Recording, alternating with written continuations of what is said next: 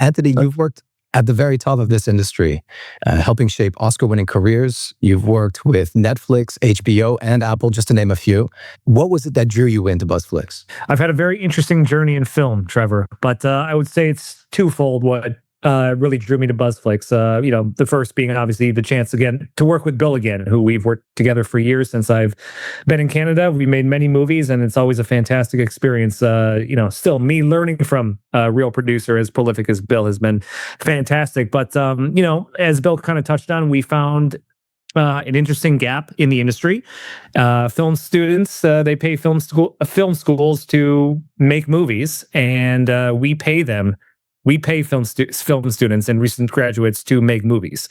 So it was a very interesting business model, and it really seemed like nobody else was doing it. So it was something we wanted to move forward with. And I liked the idea when Bill had originally pitched it to me, because I was fortunate enough not too long ago in 2024 to work on the Mr. Beast Amazon show season 1.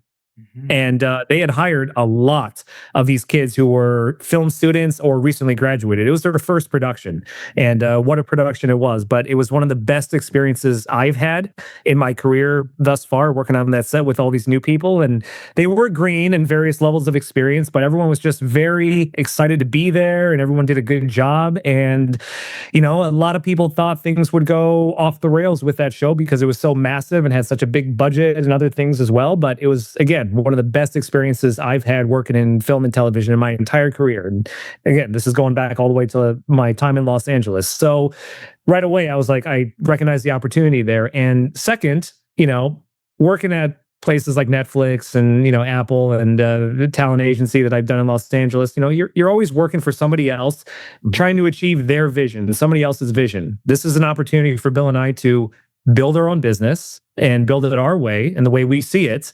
And we've been successful at it so far. And that is another thing that drew me to this endeavor. That's super exciting.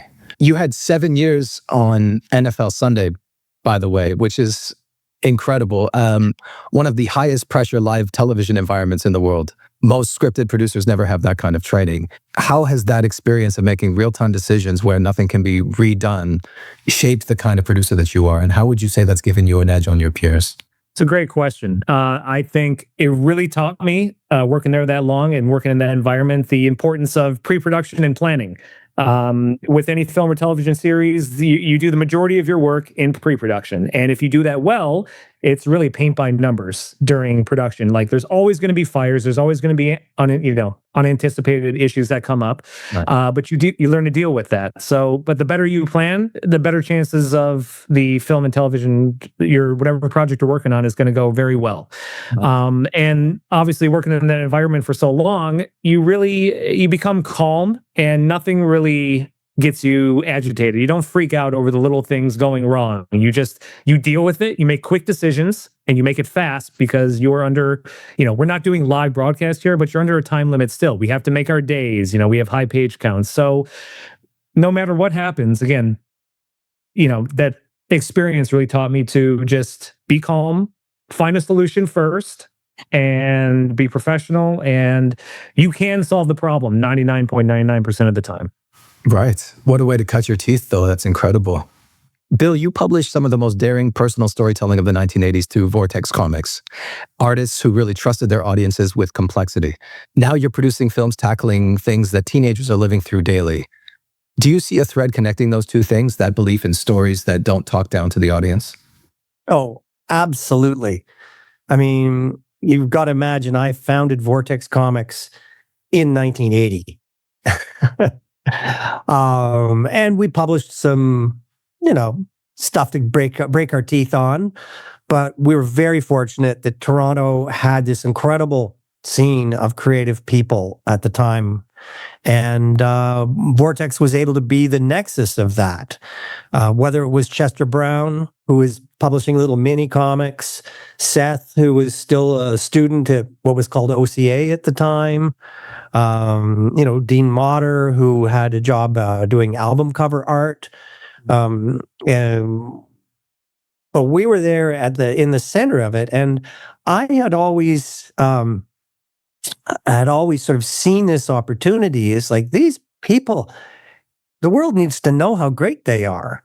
And if there's one thing I've done in my life is sort of like I've spotted great people and I've said, let's see if we can't make the world know how great you are. And so there's obvious ones like Chester, who got the Governor General's Award for his Louis Riel comic. Seth, who was knighted in France, got the French Legion of Honor for his work as a cartoonist. Wow. But behind the scenes, the singer, Alana Miles, was the first receptionist at Vortex Comics. Wow. Vortex Comics, in its iteration where I was publishing the official comic books of NASCAR, reflected my own interest as a driver. We were also Jeff Gordon's sponsor. He won the Vortex Comics Rookie of the Year award in his rookie season in Grand National. I'm just really lucky in that in my life, because I put myself out there and am open to people and ideas and opportunities, that when I meet somebody who I think, whether they're Chester Brown or Jeff Gordon, and there are no two people on this planet more different from each other, but I can see that here's somebody who's got something, and I don't need a piece of that something. Chester owns, to this day, all of his work. I didn't take the copyrights on Yummy Fur. I didn't take the original art on Yummy Fur. That was all Chester's. What I wanted was, here's somebody who's got this incredible vision. Let's get behind him, right? Jeff Gordon, the world already knew he was going to be a superstar. I was just in the right place at the right time. But, again and again and again, we've made some wonderful movies because we've been open to good people, whether it's Wolf Cop, starting Lowell Dean's career, Classic. whether it's an incredibly difficult movie we made, Forsaken, which is, I think, a masterpiece, will be recognized in time as such, starring Donald and Kiefer Sutherland and Demi Moore and Brian Cox, and directed by John Cassar, who, is probably one of the most prolific television directors in the world. But that was an incredibly difficult movie to make. Could write a whole book about it. But the main thing was showing up and saying, look, I don't know everything, but let's see if we can make this work.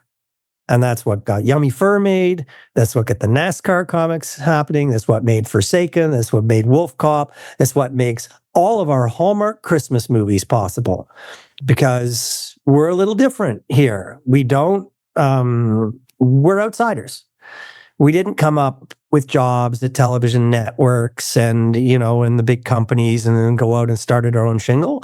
We've been independent as a company since day one. And the only way you're going to survive as an independent is by showing the world what you can do. So when we started making Hallmark Christmas movies, we just went out and made them.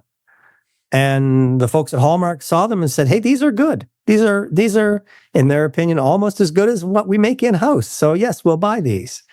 And then now with Buzzfix, it's the exact same thing. If you imagine, I go into a network and I'm saying, I'm making the whole movie with students. They're going to direct them. They're going to write them. They're going to do the cinematography on them. You will have no approvals over the crew. Oh, by the way, the cast are all unknown kids as well. There are no names in these movies. And if you imagine going into a television network and pitching that and see how quickly you see the door. So, but I did do that. And two things happened. One, we went and said, well, we're doing it anyhow. Would you like to be part of this? And two, this was the nicest reaction I got. I went to Hollywood Suite, who have purchased all 4 episodes of Walkerville, which is what we're calling the show. And their response wasn't, Bill, how do we know these won't be garbage? The door's over there. Their response was, oh, I wish there'd been something like this when I came out of school. Right. That's the good people giving a good opportunity to these young people. So I am forever grateful to Suzanne and Sharon and David at Hollywood Suite. They're an inspiration, and they saw the possibility. I'm surprised it hasn't been done sooner. I know. Well, so a funny thing is, I have a family member who happens to teach at the Harvard Business School. And so I asked her, I said, you've got access to all these academic libraries. There must be a case study on somebody doing something like this. And she came back to me with a list. Here's all your comparables, as these business school types do. And I looked at them all and said, well, these aren't comparables. Everyone on this list has to pay to participate in these programs. We're paying the students. There's nothing like it. There has, to the best of my knowledge, never been anything like this. It's not a contest. There are no challenges. It's not Project Greenlight. It's not, anything like that. It's something new. Well, I'm excited to see how this all comes together. I mean, I think this is going to be, like you said, I think it's going to gain traction, and I think it'll kickstart a trend. Here's the other fun part of this, right? We're going to show the whole world, because I thought people are going to come along because we have some very good mentors working with the kids. Serious people in the industry, Emmy and Academy Award nominated artists are mentoring the students. And a cynical person would say, oh yeah, I know who's making these movies. The mentors are making the movies. These kids are just slave labor. So it's like, okay, well, that's not true. And we're going to prove it's not true, because we're going to document everything and put it up daily on YouTube. Daily. So as I say to the kids, if you drop a lens on set on Tuesday, because you're the camera assistant, your granny's going to be able to go to YouTube on Thursday and watch you cry. Full transparency, so the world can see on YouTube that the kids are doing everything. And then the added bonus of that is, we're kind of by accident, we've created an unscripted YouTube show of these wonderful students going out and making these movies. And it'll be all up there. And, I've been trying to find comparables to what we're going to do on YouTube. And the absolute closest thing, and I love how this is circular, it's Drive to Survive, where real people are in a real circumstance with consequences and a great deal of money at risk, working at the highest possible levels. That's Drive to Survive. And with the exception that no one is at risk of death in a fiery crash, we're doing something similar. We've got these real kids with serious money on the line, more money than they will get to make a movie with under the normal system for the first 20 years of their careers. Wow. And so we're going to document that. And there will be tears and there will be joy. And the world is going to get to see it all. Wow. Content for days. 6 minutes of new content daily, and a 20-minute recap every week. And, for me, the old guy in the room, I now get to participate in the digital economy of 2026, which is YouTube. That's such a good idea. I think it's brilliant. You're covering all your bases. You've got the films and you've got the content on YouTube. So it's like, yeah. Well, these movies have to pay their own way, right? Yeah, that's true. So, we know how to access tax credits and funding models, but one of the things we've done at Vortex since its inception is we actually deficit finance the movies with our own money, and then we take them to market and we sell them. And we have been very, very successful at that.